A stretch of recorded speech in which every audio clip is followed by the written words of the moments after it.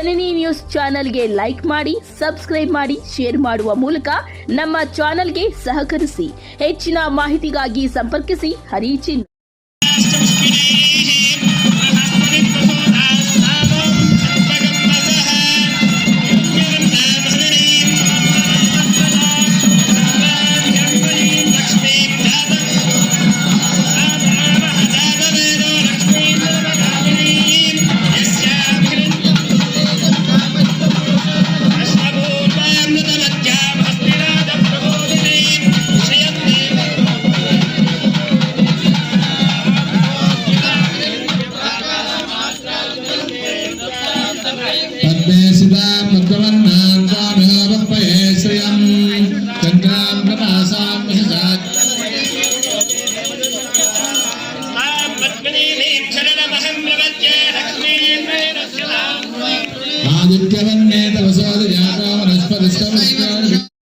ತಾಯಿ ಪಾಲ್ಪಟ್ಟಮ್ಮ ಅವರ ಸೇವೆ ಮಾಡ್ಕೊಂಡು ಬಂದಿದ್ದಾರೆ ಧರ್ಮಕರ್ತರು. ಇವತ್ತು ದೇವರದು ಹೋಮ, ಚಂಡಿ ಹೋಮ, ದೇವರ ಪವಿತ್ರತೆಯನ್ನು ಹೇಳ್ತಾ ಇರೋದ್ರ ಜೊತೆಯಲ್ಲಿ ಎಂಥ ಕಷ್ಟದ ದಿನಗಳಲ್ಲಿ ತಾಯಿ ಕೈ ಹಿಡಿತಾಳೆ ಅನ್ನೋ ಒಂದು ಪವಿತ್ರತೆನ ಸಾರುವಂಥ ಪೂಜೆ ಇದು. ಬಹಳ ಜನ ದೇವ್ರ ಸೇವೆ ಮಾಡ್ಕೊಂಡಿರುವಂಥವ್ರು ಇವತ್ತು ಪೂಜೆಯಲ್ಲಿ, ಯಜ್ಞದಲ್ಲಿ ಭಾಗವಹಿಸಿದ್ದಾರೆ. ಊರಿಗೆ ಒಳ್ಳೇದಾಗಬೇಕು, ಭಕ್ತರಿಗೆ ಒಳ್ಳೇದಾಗಬೇಕು ಅನ್ನೋಂಥ ಸಂಕಲ್ಪ, ತಾಯಿ ಬಗ್ಗೆ ಶ್ರದ್ಧೆ ಭಕ್ತಿ ಇಟ್ಕೊಂಡಿರೋವನ್ನ ಎಲ್ಲರೂ ಸದಾ ಕಾಲ ಕಾಯ್ತಾ ಇದ್ದಾಳೆ, ಕಾಪಾಡ್ತಾ ಬರ್ತಾ ಇದ್ದಾಳೆ ಅನ್ನೋಂಥ ನಂಬಿಕೆಯಿಂದ ನಡೆದಿರುವಂಥ ಪೂಜೆ. ಎಲ್ಲರಿಗೂ ಒಳ್ಳೇದಾಗಲಿ. ನಾನು ಕೂಡ ಈ ಪೂಜೆಯಲ್ಲಿ ಭಾಗವಹಿಸ್ತೀನಿ.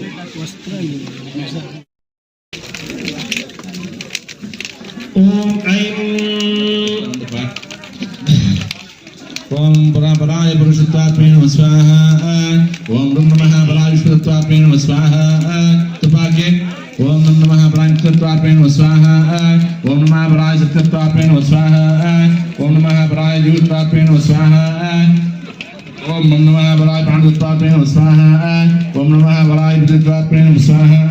ओम नमः पराय अहंकारत्वात्मेन नमः स्वाहा। ओम नमः पराय मनसत्वात्मेन नमः स्वाहा।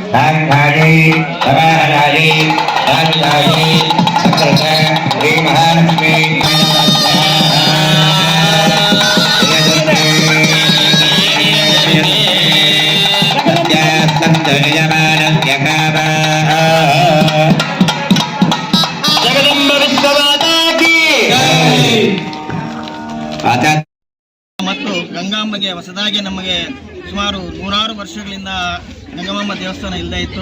ಅದನ್ನು ನಿರ್ಮಾಣ ಮಾಡಿ ಅದು ಮೊನ್ನೆ ತಾನೇ ಮಂಡಲ ಪೂಜೆ ಎಲ್ಲ ಮುಕ್ತಾಯ ಆಗಿದೆ.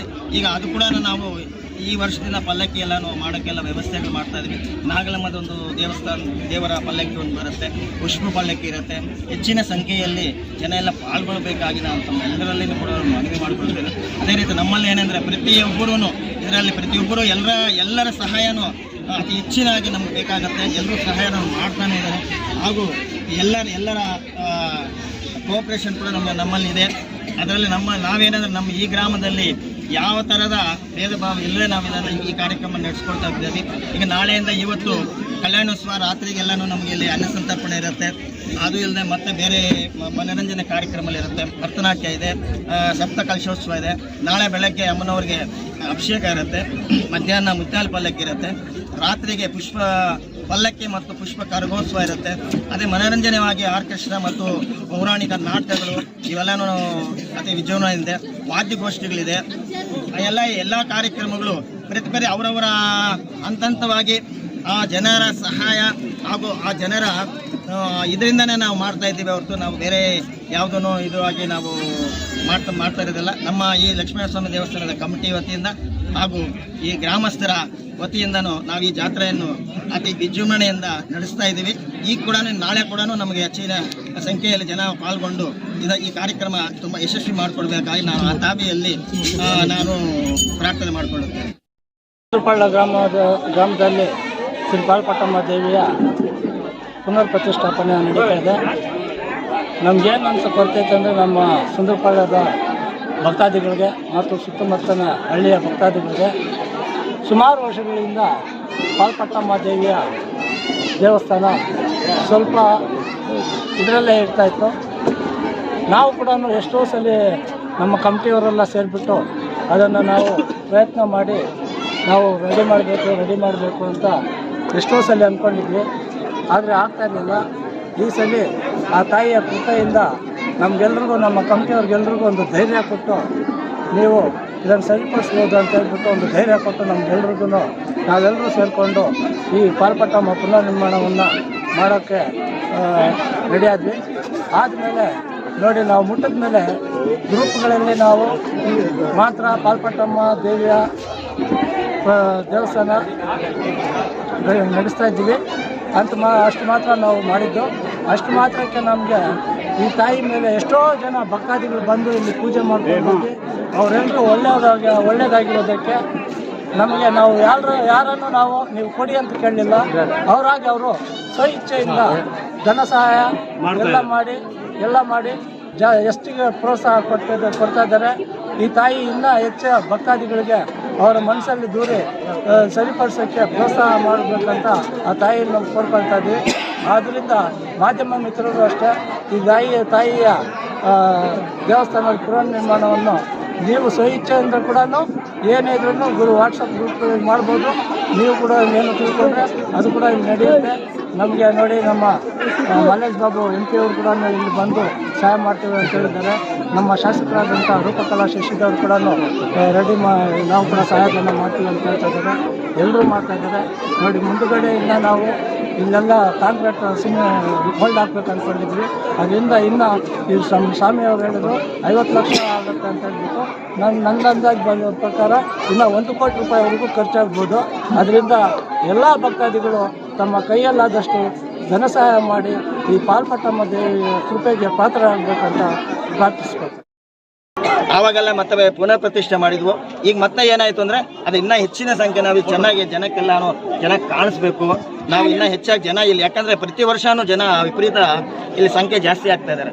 ಆದ್ದರಿಂದ ಎಲ್ರಿಗೂ ದೇವರು ದರ್ಶನ ಆಗಬೇಕು ಅನ್ನೋ ಉದ್ದೇಶದಿಂದ ನಾವೇನಂದರೆ ಇದೆಲ್ಲ ಓಪನ್ ಆಗಿಟ್ಟು ಇನ್ನು ಮುಂದ್ಗಡೆ ಇದೆಲ್ಲ ಬೇಕಾದಷ್ಟು ಕಾರ್ಯಗಳಿದೆ, ಬೇಕಾದಷ್ಟು ಕಾರ್ಯಕ್ರಮಗಳಿದೆ, ಇನ್ನು ಮಾಡಬೇಕಾಗಿರೋದೆಲ್ಲ ಇದೆ.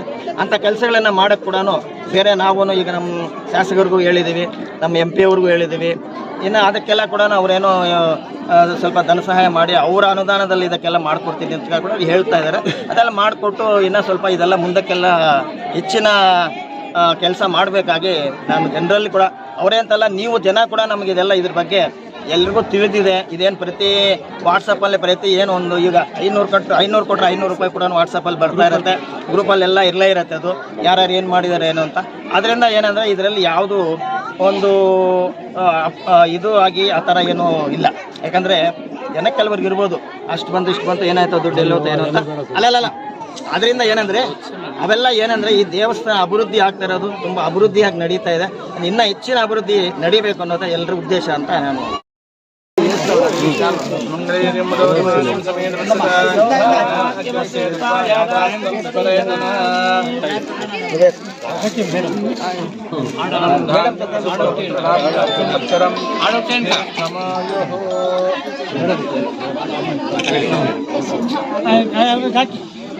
शेत किचडे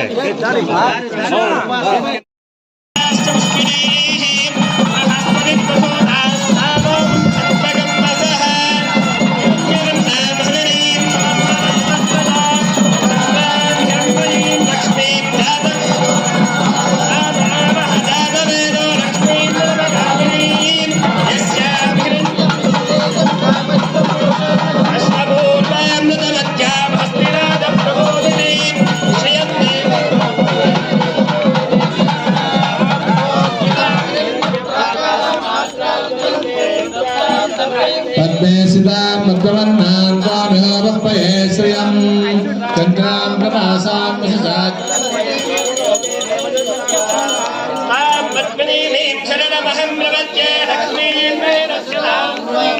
ಆದಿತ್ಯವನ್ನೇ ತಪಸೋದು ಯಾಕೋ ವನಸ್ಪತಿಸ್ತಮಸ್ಕಾರ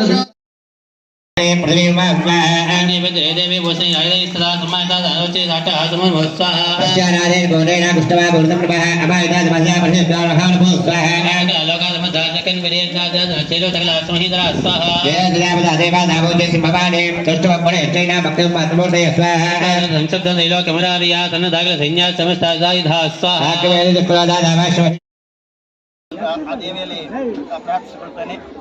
ಇದನ್ನು ನಿರ್ಮಾಣ ಮಾಡೋಕ್ಕೆ ಇನ್ನೂ ಹೆಚ್ಚಿನ ಕೆಲಸ ಇದೆ.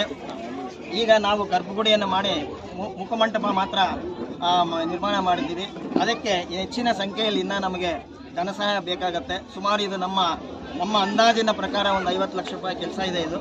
ಇದುವರೆಗೂ ನಡೀತಾ ಇದೆ, ಇನ್ನೂ ನಡೀತಾನೆ ಇರುತ್ತೆ. ಅದರಿಂದ ಎಲ್ಲ ಸಾರ್ವಜನಿಕರು ತಮ್ಮಲ್ಲಿ ಎಷ್ಟು ಶಕ್ತಿ ಇದ್ರೆ ಅಷ್ಟನ್ನು ಯಾವುದೋ ಒಂದೊಂದು ಹಂತವಾಗಿ ತಮ್ಮ ಇದರಲ್ಲಿರೋದಂಥ ಇದು ಮಾಡಿಕೊಂಡು ನಮಗೆ ಈ ದೇವಸ್ಥಾನಕ್ಕೆ ಅಭಿವೃದ್ಧಿ ಮಾಡೋಕ್ಕೆ ತಾವೆಲ್ಲರೂ ಅನುಕೂಲ ಮಾಡಿಕೊಡ್ಬೇಕಾಗಿ ನಾನು ತಮ್ಮೆಲ್ಲರಲ್ಲಿ ಕೂಡ ನಾನು ಮನವಿ ಮಾಡಿಕೊಳ್ಳುತ್ತೇನೆ. ಅದೇ ರೀತಿ ಈ ಇಂದು ಮತ್ತು ನಾಳೆ ನಮ್ಮ ತಂದೆಯವರು ಇಲ್ಲಿ ಮೇಷ್ಟ್ರಾಗಿದ್ದರು. ಗುಂಡಪ್ಪ ಅಂತ ಯಾರು ಹಳಬರು ಯಾರು ಅವ್ರ ಮಗ ನಾನು ಲಕ್ಷ್ಮೀ ಇವ್ರ ಮನೆಯಲ್ಲೇ ನಾನು ಬೆಳೆದವನು. ಇವರೇ ನನ್ನ ಹೋಟ್ಲಲ್ಲಿ ನಾನು ಅವಾಗಿದ್ದೆ 40 ವರ್ಷದ ಕೆಳಗೆ. ಸೊ ಈಗ ನಾನು ಬೆಂಗಳೂರಿನಲ್ಲಿ ಕೆಲಸದಲ್ಲಿದ್ದೆ, ರಿಟೈರ್ಡ್ ಆಗಿದ್ದೀನಿ. ಸೊ ನಾನು ಈಗ ಪಾಲ್ಪಟ್ಟಣ ದೇವಸ್ಥಾನಕ್ಕೆ ಕಾರ್ಯಕ್ರಮ ಇದೆ ಅಂತ ಹೇಳ್ಬಿಟ್ಟು ದಕ್ಷಿ ಸುಬ್ಬಣ್ಣ ಇವರೆಲ್ಲ ಹೇಳಿದರು, ಅದಕ್ಕೋಸ್ಕರ ಬಂದಿದ್ದೀನಿ. ತಮಗೆಲ್ಲರಿಗೂ ಈ ಪಾಲ್ಪಟ್ಟಮ್ಮ ದೇವರು ಚೆನ್ನಾಗಿ ಆಯುಷು ಆರೋಗ್ಯ ಐಶ್ವರ್ಯ ಕೊಟ್ಟು ಕಾಪಾಡಲಿ ಎಲ್ರಿಗೂ, ಎಲ್ಲ ಮಕ್ಕಳಿಗೂ. ಈ ಪಾಲ್ಪಟ್ಟಮ್ಮನಿಗೆ ಯಾರು ಇವತ್ತಿನ ದಿವಸ ಯಾರು ಮೆಚ್ಕೊಂಡವ್ರಿಗೆ ಯಾರಿಗೂ ತೊಂದರೆಗಳಾಗಿಲ್ಲ. ಎಲ್ಲ ಥರದಲ್ಲೂ ಒಂದು ಥರದಲ್ಲಿ ಒಂದು ಒಳ್ಳೆಯದಾಗಿದೆ, ಹಾಗೂ ನನಗೂ ಒಳ್ಳೆಯದಾಗಿದೆ. ಸೊ ಹಾಗಾಗಿ ಬೆಂಗಳೂರಿನಲ್ಲೇ ಇದ್ದೀವಿ ನಾವು. ಅದಕ್ಕೋಸ್ಕರವಾಗಿ ನಾನು ಬಂದಿದ್ದೇನೆ. ಈಗ 5,001 ರೂಪಾಯಿ ನಾನು ಲಕ್ಷ್ಮಣ್ ಕೈ ಕೊಡ್ತಾ ಇದ್ದೀನಿ ದೇವರಿಗೆ. ಸೊ ನಾನು ನನ್ನ ತಂಗಿ ಬಂದಿದ್ದೀನಿ, ನಾವು ಎಲ್ಲ ಇಲ್ಲೇ ಬೆಳೆದವರು. ಸೊ ಅಲ್ಲ ಕೆಲವರು